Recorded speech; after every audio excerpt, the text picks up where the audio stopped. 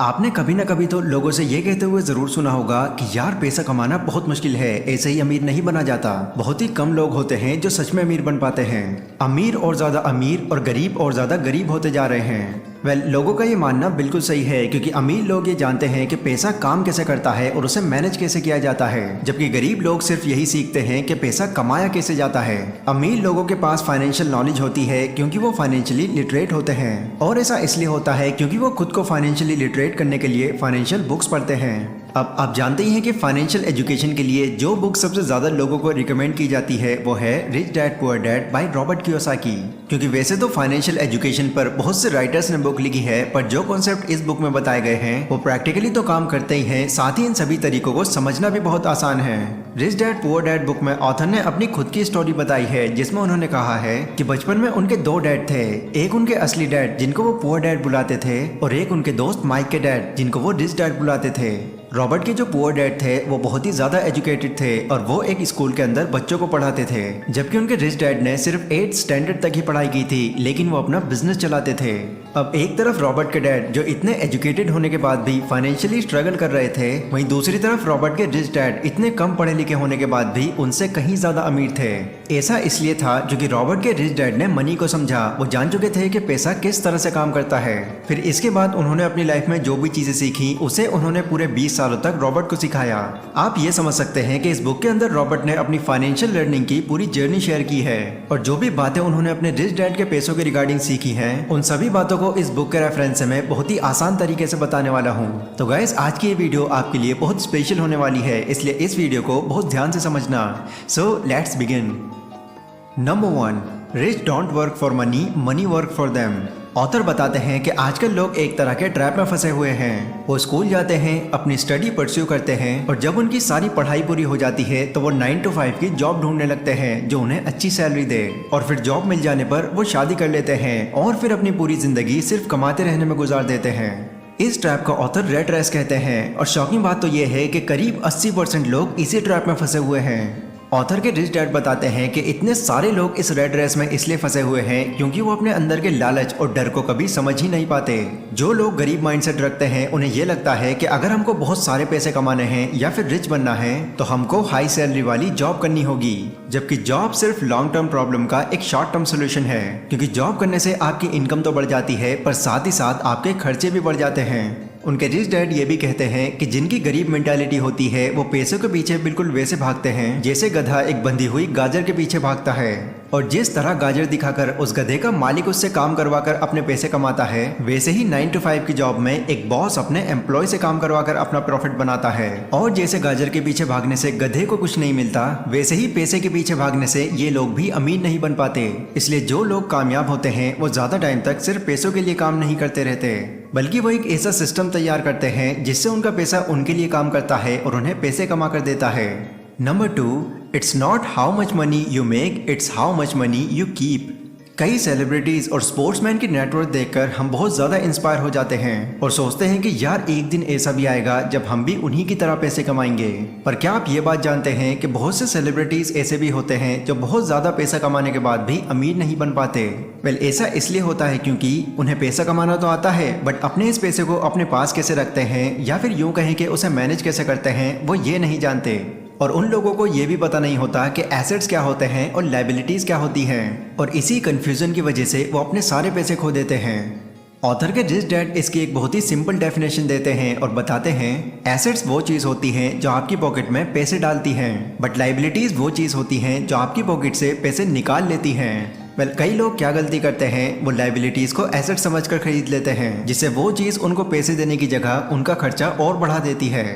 Example, author कहते हैं कि कई लोग एक घर को अपना एसेट समझते हैं, जबकि असल में वो एक लायबिलिटी होती है, क्योंकि वो अपने घर में खुद रहते हैं जिससे उनकी कोई कमाई नहीं होती। साथ ही एक घर बनाने के लिए जो लोन वो लेते हैं उन्हें उनकी EMIs लगभग लाइफ टाइम तक भरनी पड़ती है ना। इस तरह की कंडीशंस में आकर आप जो भी पैसे कमाते हैं फिर आपके पास वो पैसे बचते ही नहीं। इसलिए अमीर बनने के लिए जो सबसे जरूरी चीज ऑथर बताते हैं वो है एसेट्स और लायबिलिटीज के डिफरेंस को डीपली समझना और जितने हो सके एसेट्स क्रिएट करना।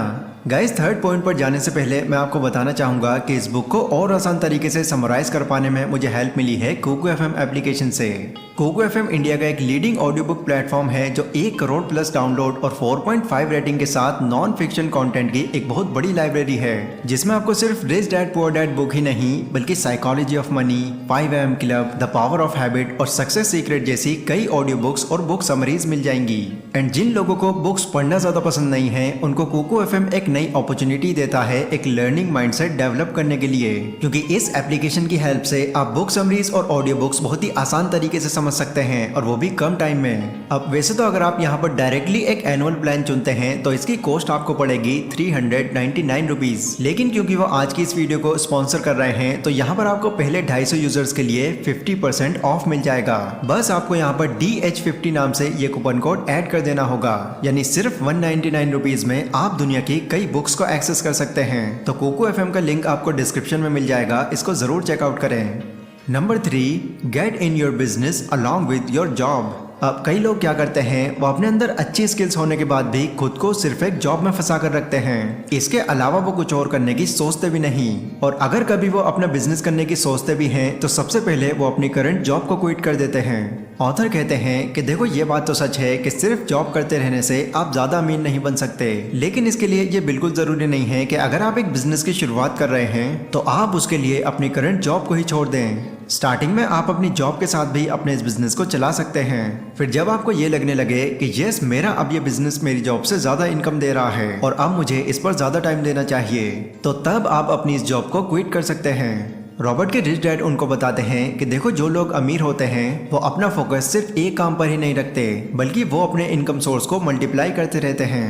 एक बार मैकडॉनल्ड के ऑनर रे क्रूक ने यूनिवर्सिटी ऑफ टेक्सास में कुछ स्टूडेंट से पूछा कि बच्चों बताओ, मैं कौन सा बिजनेस करता हूँ। तो सभी स्टूडेंट्स ने हंसकर जवाब दिया, अरे सर, ये कैसा सवाल हुआ, ऑब्वियसली आप बर्गर का बिजनेस करते हैं। स्टूडेंट्स का जवाब सुनकर रे बोले, गलत, मेरा असली बिजनेस बर्गर नहीं बल्कि रियल एस्टेट है, क्योंकि मैंने मैकडॉनल्ड की फ्रेंचाइजी को पूरी दुनिया में फैलाया हुआ है, और जो लोग मेरी फ्रेंचाइजी खरीदते हैं उन्हें जमीन भी खरीदनी पड़ती है, और फिर इसी तरह मुझे बर्गर बिजनेस से तो पैसा मिलता ही है, लेकिन उससे ज्यादा कमाई मैं अपने रियल एस्टेट बिजनेस से करता हूँ। रॉबर्ट कहते हैं कि स्टॉक, बॉन्ड्स, इंटेलेक्चुअल प्रॉपर्टी पैसे कमाने के लिए एक बहुत ही अच्छा बिजनेस साबित हो सकता है, क्योंकि एक तो यहाँ से पैसे अच्छे मिलते हैं और साथ ही यहाँ पर आपकी इन्वॉल्वमेंट की ज्यादा जरूरत नहीं होती।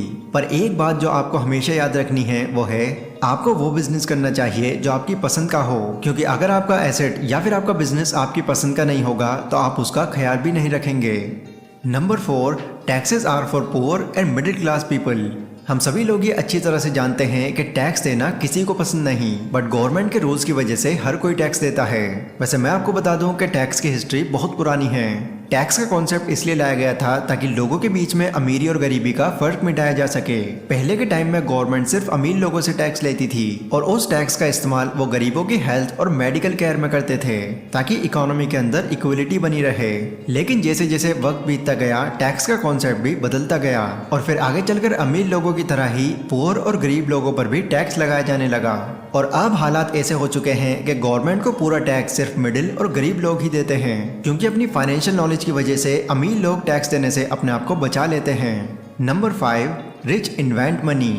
रॉबर्ट के रिच डैड कहते हैं कि जो लोग बाकी लोगों से अलग होते हैं वो अपनी जरूरत पूरी करने के लिए नहीं बल्कि लोगों की जरूरत पूरी करने के लिए काम करते हैं। जैसे Jeff Bezos, mark Zuckerberg, Elon Musk ऐसे इंसान हैं जिन्होंने लोगों की जरूरतों को बहुत अच्छे से समझा और फिर लोगों को वो चीज दी जो उनको चाहिए थी, जिसके बाद उनका आइडिया बिकता चला गया और वो अमीर होते गए।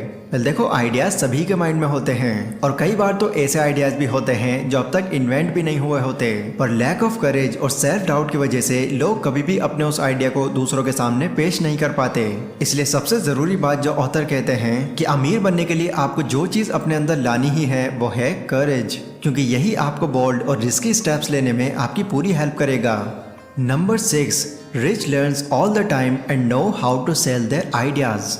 रॉबर्ट ने जब अपनी पहली book if you want to be rich and happy don't go to school publish करवाने के लिए दी, तब पब्लिशर ने उनसे कहा कि आपको अपनी इस बुक का टाइटल बदलकर द इकोनॉमिक्स ऑफ एजुकेशन रखना चाहिए।